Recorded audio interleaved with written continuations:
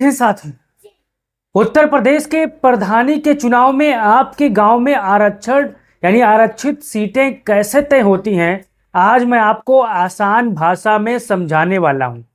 उत्तर प्रदेश के ग्राम प्रधान के चुनाव में यानी पंचायत चुनाव 2026 में आपके गांव में कौन से फार्मूले के तहत आरक्षित सीटें होंगी और आपके गांव में कौन सी ऐसी सीटें आएंगी, मैं आपको आज उदाहरण के तौर पर इस वीडियो में समझाने वाला हूं और आप सरल भाषा में समझ जाएंगे कि हमारे गांव में कौन सी प्रधानी की सीटें आएंगी।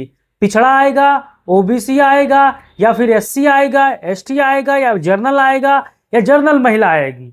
अगर आप भी पहली बार प्रदेश में प्रधानी का चुनाव लड़ने जा रहे हो, इस वीडियो पर आए हो, तो आपको पेज को फॉलो करना है, यूट्यूब चैनल को सब्सक्राइब करना है। आप हमारे पीछे देख सकते हो उत्तर प्रदेश चुनाव प्रधानी के चुनाव में कैसे तय होता है आपके गांव में आरक्षित सीटें, सरल भाषा में समझे साथियों।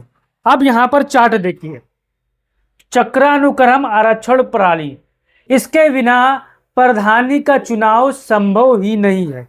संभव क्या, उसमें आरक्षित सीटें असंभव हैं। अगर चक्रानुक्रम नहीं लागू होता है तो उत्तर प्रदेश में प्रधानी का चुनाव नहीं हो पाएगा आज के दौर में साथियों, क्योंकि एक जात वालों का प्रधानी के चुनाव में पहले जमाने में बोलबाला था, लेकिन जैसे ही आरक्षण लागू होता है तैसे ही यहाँ पर सीटें बदल जाती। अब आपको समझिए, ये प्रणाली तय करती है कि किस ग्राम पंचायत में किस वर्ग एससी, एसटी, ओबीसी, महिला सामान्य के लिए सीटें आरक्षित होगी। यह हर साल पंचायत चुनाव में बदलती रहती है। ये जो रोटेशन प्रणाली है, जो चक्रानुक्रम है, ये हर साल 5 साल में एक बार बदलती रहती है। अब मान के चलिए एससी आया है, तब उसको एसटी होना पड़ेगा, आबादी के अनुसार ओबीसी होना पड़ेगा, आबादी के अनुसार महिला होना पड़ेगा, आबादी के अनुसार सम्मान होना पड़ेगा। आप इस चीज को समझना है साथियों। अब यहाँ पर आगे देखिए, मैंने एक चार्ट लगा दी है आपको समझाने के तौर पर, ताकि आप भी समझ जाइए कि हमारे गांव में किसकी आबादी ज़्यादा है और कौन सा सीट आने वाली है। किसी से पूछने की जरूरत नहीं है, कहीं जाने की जरूरत नहीं है, अपना गुणा भाग लगा सकते हो साथियों। अब यहाँ पर चार्ट चक्रानुक्रम आरक्षण प्रणाली का उदाहरण, इस चीज को आपको समझना है। अब पंचायत का नाम ग्राम पंचायत, ये मैंने उदाहरण के तौर पर यहाँ पर लिखा है, आपको समझाने का तरीका मैं आपको समझा रहा हूँ साथियों। अब देखना है, पंचायत का नाम, जनसंख्या वर्ग, पहले चुनाव 2010, दूसरे चुनाव 2015, तीसरा चुनाव 2020 और चौथा चुनाव 2025। ये 26 आप भी मान सकते हो, लेकिन मैं समझाने के लिए 2025 लिख दिया हूं। अब मान के चलिए ग्राम पंचायत ए गांव में, यानी आप ग्राम पंचायत ए गांव में जनसंख्या वर्ग समान थी पहले, लेकिन 2010 में ये सीट ग्राम पंचायत ए में ओबीसी महिला के लिए रिजर्व होती है।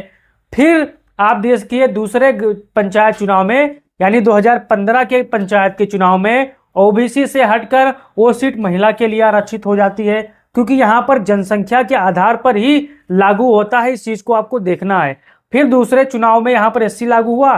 फिर आपको तीसरे चुनाव में 2020 में सामान्य महिला के लिए यहाँ पर रिजर्व कर दिया गया। फिर चौथे चुनाव 2025-26 में वो सीट यहाँ पर ओबीसी के लिए लागू हो गया। अब मान के चलिए आपके ग्राम पंचायत के बगल में दूसरा कोई गांव है, अब उस ग्राम पंचायत का नाम बी है। अब जनसंख्या वर्ग यहाँ पर आप समझिए ओबीसी बाहुल है, तो यहाँ पर पहले चुनाव 2010 में एससी महिला के लिए रिजर्व हुआ। इस चीज को आपको समझना है। फिर दूसरे चुनाव 2015 में यहाँ पर आपको देखना है सामान्य के लिए रिजर्व हुआ। फिर तीसरे चुनाव 2020 में ओबीसी महिला के लिए यहाँ पर रिजर्व हुआ। फिर चौथे चुनाव 2025 और 26 में ये सीटें फिर सामान्य के लिए यहाँ पर रिजर्व हो गया। यानी इसे कहते हैं चक्रानुक्रम, बदलते रहना। अब देखिए, फिर आपके ग्राम पंचायत के बगल में एक गांव सी है, इस चीज को आपको समझना है। उसमें एससी बाहुल आबादी है, यानी जनसंख्या वर्ग एससी बाहुल है। फिर वो आपको देखना है, पहले 2010 के चुनाव में सामान्य महिला थी, आरक्षित सीटें इनको लागू हुआ। फिर दूसरे चुनाव 2015 में ओबीसी के लिए वो सीट रिजर्व हुआ। फिर तीसरे चुनाव में यहाँ पर 2020 में एससी महिला के लिए वहां पर लागू हुआ। फिर चौथे चुनाव 2025 में और 26 में ये सीटें सामान्य महिला के लिए लागू हो गई साथियों। अब यहाँ पर उसी ग्राम पंचायत के बगल में डी ग्राम पंचायत नाम का एक गांव है, उसमें जनसंख्या वर्ग आपको देखना है सामान्य महिला का बाहुल है। फिर उसके बाद पहले चुनाव 2010 में एससी के लिए यहाँ पर लागू होता है। फिर दूसरे चुनाव 2015 में सामान्य महिला के लिए रिजर्व होता है। फिर तीसरे चुनाव 2020 में ओबीसी महिला के लिए वो सीट लागू होता है। फिर चौथा चुनाव 2025 में सामान्य महिला के लिए वो सीट लागू होता है। तो हमारी बात आप समझ चुके हैं। अगर जो नहीं समझ में आया है वो कमेंट बॉक्स में आप सवाल कर सकते हो, मैं आपकी पूरी बातों का जवाब देने के लिए हमेशा तैयार रहता हूं। अब आप किन साथियों को जो सवाल या जवाब या चार्ट नहीं समझ में आई है तो डायरेक्ट कमेंट बॉक्स में पूछ सकते हैं।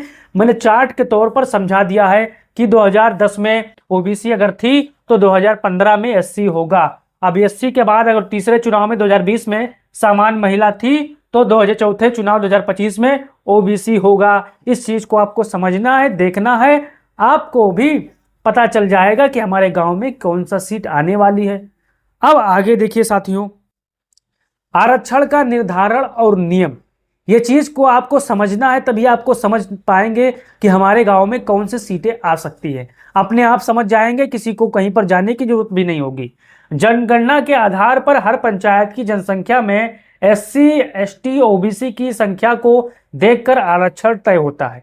इस चीज को आपको समझना है और ध्यान में देना है। किसी भी जनगणना के आधार पर, चाहे 11 वाला हो चाहे भविष्य में होने वाला हो, तो उसमें हर पंचायत की जनसंख्या में एससी एसटी ओबीसी की संख्या को देखकर आरक्षण तय होता है।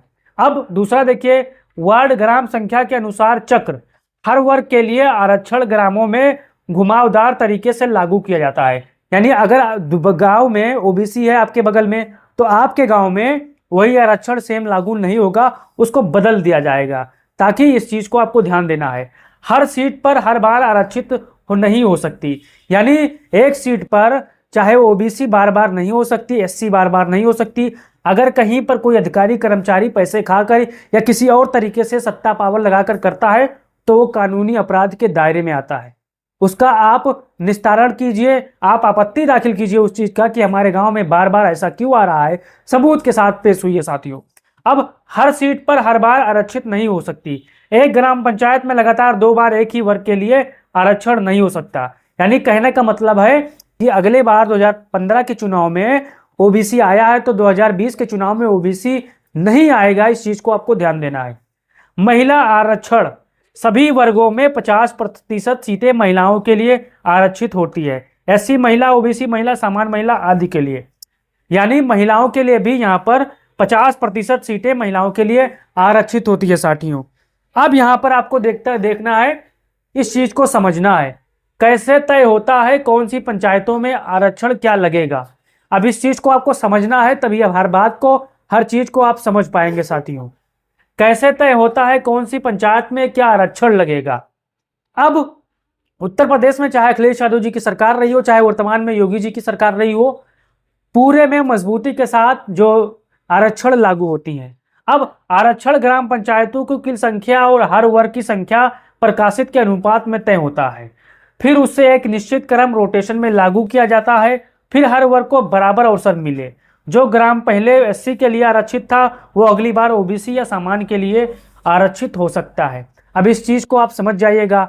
अब इस चीज को कहने का मतलब यह है कि आरक्षण ग्राम पंचायतों की कुल संख्या और हर वर्ग की जनसंख्या प्रतिशत के अनुपात तय होता है। यानी जिससे मान के चलिए आपके गांव में ओबीसी की आबादी कितनी है, एससी की आबादी कितनी है और अन्य जाति की आबादी कितनी है, उसका प्रतिशत निकाल लीजिए। फिर उस पर यहाँ पर आप आरक्षण, फिर उससे एक निश्चित क्रम रोटेशन में लागू करिए। यानी बदलते रहने की क्रम में लिखिए कितने सन में क्या क्या हुआ। फिर आपको पता करना है जो ग्राम पंचायतें पहले एससी के लिए आरक्षित था वो अगली बार ओबीसी या सामान्य के लिए भी आरक्षित होती हैं साथियों। अब यहाँ पर आप एक मैंने उदाहरण लगा दिया है। अब इस चीज को आपको समझना है, ये समझ जाइएगा तो आपका बेड़ा पार है प्रधानी के चुनाव में। उदाहरण, अगर किसी जिले में 100 ग्राम पंचायतें हैं, इस चीज को आपको समझना है और स्क्रीनशॉट भी ले लेना है। अगर किसी जिले में 100 ग्राम पंचायतें हैं तो 20 एससी के लिए आरक्षित होगी, यानी 20 सीटें SC के लिए आरक्षित होगी जो 20% होता है। 27 OBC के लिए 27% यहाँ पर आरक्षित होगी, यानी 27 सीटें आरक्षित होगी। बाकी 53 सामान्य के लिए होगी। हर श्रेणी में 50% सीटें महिलाओं के लिए भी आरक्षित होती, यानी सामान्य में महिला होगी, OBC में महिला होगी, SC में भी महिला होगी। इस चीज को आपको ध्यान देना है और समझना है, तभी आप समझ पाओगे कि हमारे गांव में कौन सी सीट आने वाली है। मैंने एकदम सरल भाषा में, जैसे स्कूलों में समझाया जाता है, वैसे मैं आपको समझा दिया हूं। यह वीडियो आपको कैसी लगी, आप अपना सवाल कमेंट बॉक्स में पूछ सकते हो और इस वीडियो को तमाम साथियों और भाई बहनों तक पहुंचा सकते हो, ताकि उनको पता चल सके सरल भाषा में कि आपके गांव में कौन सी सीटें प्रधानी के चुनाव में आने वाली है। अब वीडियो को फैलाइए, चैनल को सब्सक्राइब करिए। जय हिंद, जय भारत, जय समाजवाद।